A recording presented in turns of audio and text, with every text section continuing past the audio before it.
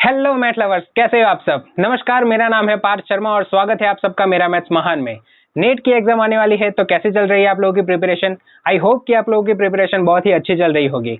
देखिए, net, set या gate कोई भी एग्जाम क्रैक करने का बेस्ट फॉर्मूला होता है प्रॉब्लम सॉल्विंग। जितने ज्यादा आप प्रॉब्लम सॉल्व करेंगे उतना ज्यादा आपका कॉन्सेप्ट क्लियर होगा, प्लस प्रॉब्लम सॉल्व करने की स्पीड भी इंक्रीज होगी। तो मैं शुरू करने जा रहा हूँ CSIR नेट क्वेश्चन बैंक, जिसमें हम मैक्सिमम से मैक्सिमम जितने भी हो सके उतने ज्यादा से ज्यादा क्वेश्चन सॉल्व करेंगे। हर एक टॉपिक के जो भी नेट के सिलेबस में है वो हर एक टॉपिक के हम क्वेश्चंस सॉल्व करेंगे। अभी के लिए टारगेट रखते हैं 1000 प्लस क्वेश्चंस का। अगर आपका साथ रहा तो हम 2000 या 3000 प्लस क्वेश्चंस भी सॉल्व कर लेंगे। So without wasting any time, let's back to the maths. तो सबसे पहले हम शुरू करेंगे रियल एनालिसिस से। रियल एनालिसिस के क्वेश्चंस हम सॉल्व करेंगे। So question number 1, if the set is given here A is equal to A, B, C, A, B and C are the elements of the set, and the binary relation on A is given here is R, then which of the following is correct? R is reflexive and symmetric but not transitive. R is reflexive and transitive but not symmetric. R is reflexive but neither symmetric nor transitive. And R is reflexive, symmetric and transitive. Okay, so question number 1 में हमें एक set दिया है ए, जिसके element है ए, B and सी, और एक relation दिया है जो ए पर है। ओके, और प्रूव करना है कि ये रिलेशन आर रिफ्लेक्सिव है, ट्रांजिटिव है या सिमेट्रिक है। तो जिसको भी नहीं पता, if R is reflexive, if R is reflexive if A belongs to R for all A belongs to A, तो वो क्या होगा, रिफ्लेक्सिव। अगर A1 A2 आर में है तो डेफिनेटली A2 A1 अगर आर में होगा तो वो रिलेशन कैसा होगा, सिमेट्रिक। ओके, और A1 A2 आर में है and then A2 A3 is also in R, therefore A1 A3 also belongs to R, then R is transitive. Okay, अब यहाँ पे देखिए, for all ABC belongs to A, there is AA in R, BB also in R and C also in R. So ये R क्या हो गया, reflexive तो हो गया। Okay, second we have to prove that R is symmetric और not. सो उसके लिए हम ले लेते हैं ये A B belongs to R, ये वाला ए बी आर में है तो ऑब्वियसली बी ए भी आर में होना चाहिए, बी ए होना चाहिए आर में, तो ही आर क्या होगा, सिमेट्रिक होगा। पर यहाँ पे बी ए आर में नहीं है, that does not belongs to in R, so R is not symmetric. Okay, third condition, यहाँ पे A B belongs to R है, similarly B C also belongs to R. So अगर R transitive होगा तो A C belongs to R होगा, पर A C यहाँ R में नहीं है, that does not belongs to R, so R is not transitive.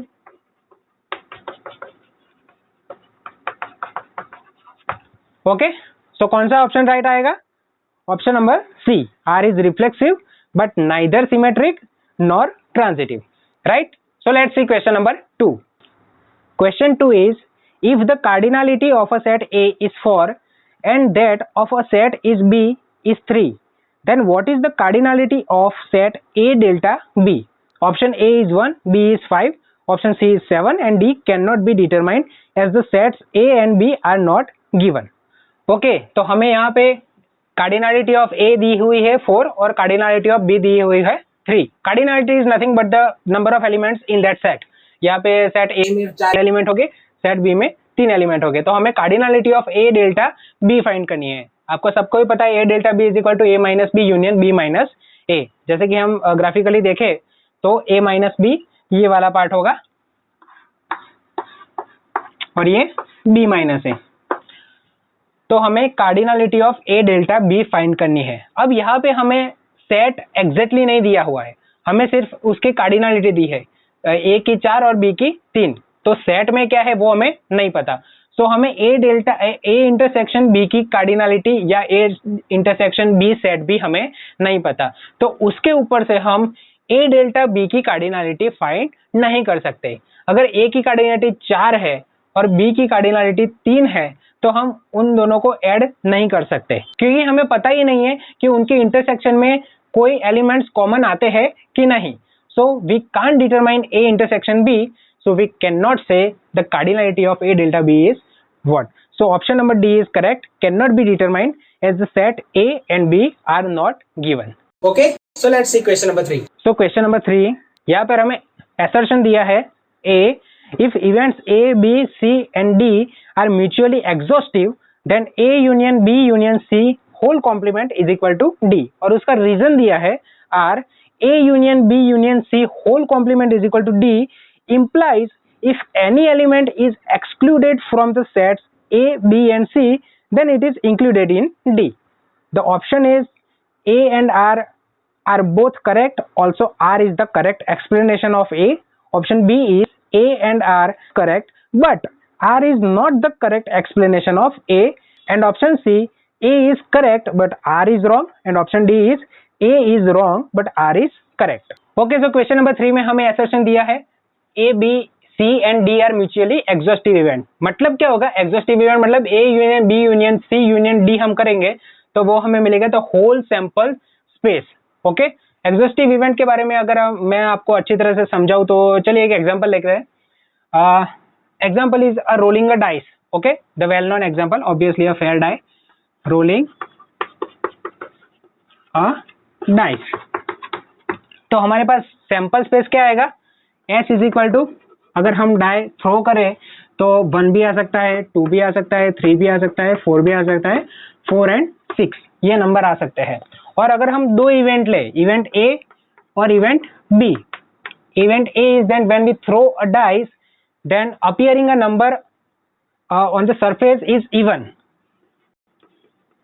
appearing an even number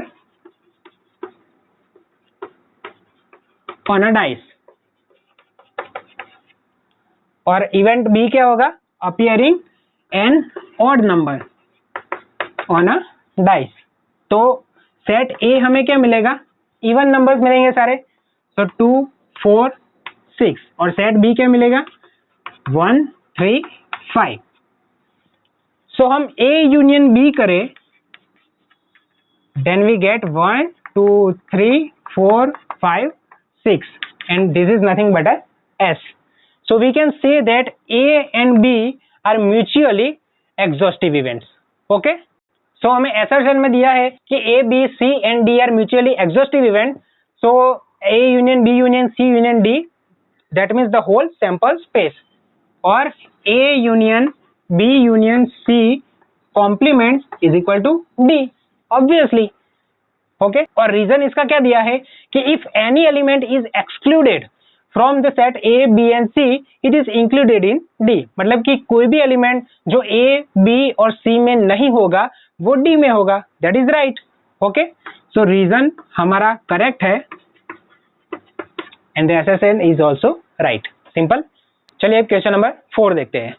question number 4 is that if A and B are subset of a set X, then what is A intersection X minus B union B equals to?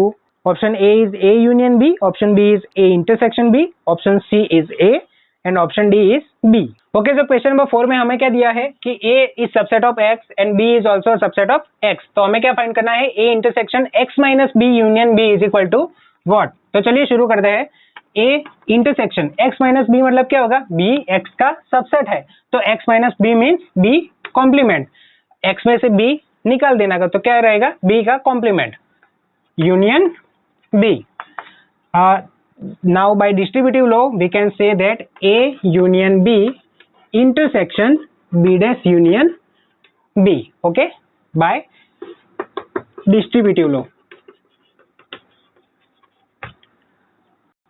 Now A union B as it is intersection, what is B dash union B? Obviously it is X, and A union B intersection X is A union B. So our answer is A union B.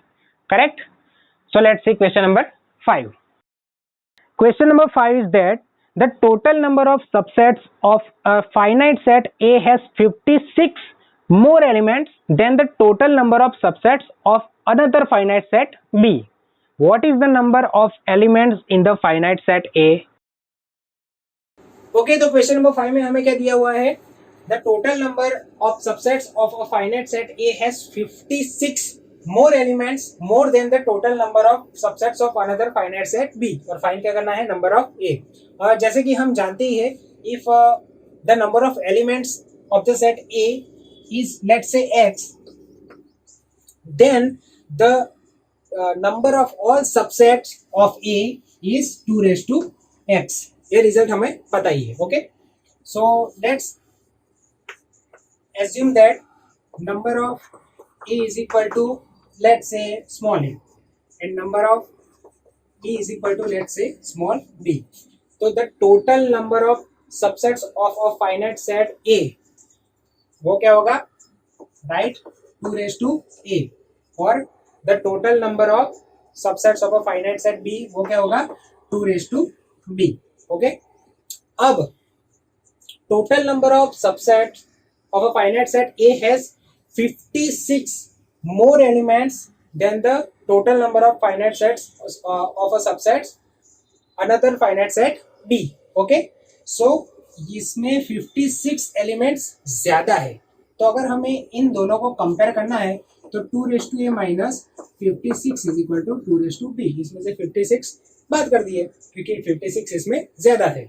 2 raised to B को इस तरफ लाते हैं, so 2 raised to A minus 2 raised to B is equal to 56, right? 2 raised to B को हम common निकाले तो 2 raised to B is equal to 2 raised to A minus B minus 1. 56 को हम कैसे लिख सकते हैं, 8 into 7, correct. So 2 raised to B, 2 raised to A minus B minus 1 is equal to 8 into 7 को हम 8 minus 1 लिख सकते हैं और 8 is equal to 2 raised to 3. Similarly यहाँ पे 2 raised to 3 minus 1. तो लेफ्ट हैंड साइड और राइट हैंड साइड को कंपेयर करें तो हमें क्या मिलेगा, 2 raised to B is equal to 2 raised to 3, correct. Let me erase this.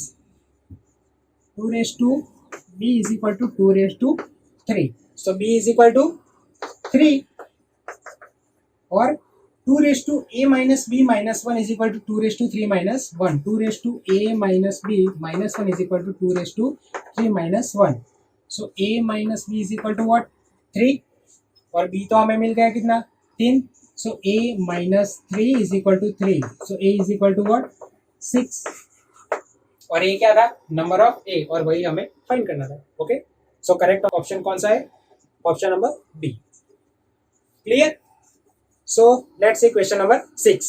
So question number 6 is that if here the function is given fx is 1 if x is a rational number and the function fx is 0 when if x is an irrational number. So what is the value of f of f root 3? The option is given here is 0, 1, both 0 and 1 or none of the above. So question number 6 में हमें यहाँ पे दिया हुआ है fx 1 होगा कब, जब x is a rational number, और 0 होगा कब, when x is an irrational number, and f of f root 3 is equal to हमें वैल्यू फाइंड करनी है. so f of root 3 जिसको हम f of f root 3 भी कहते हैं. so ये क्या होगा, so f of root 3 x की जगह पे क्या है, root 3 है. root 3 आपको पता है क्या है, irrational नंबर. so इसकी वैल्यू क्या आएगी, 0, right. So f of 0. Now x की जगह पे आप क्या आ गया, 0, and 0 is a rational number, तो उसकी वैल्यू क्या आएगी, 1. So simple, correct answer is 1. Clear? Okay, तो चलिए आज के लिए बस इतना ही.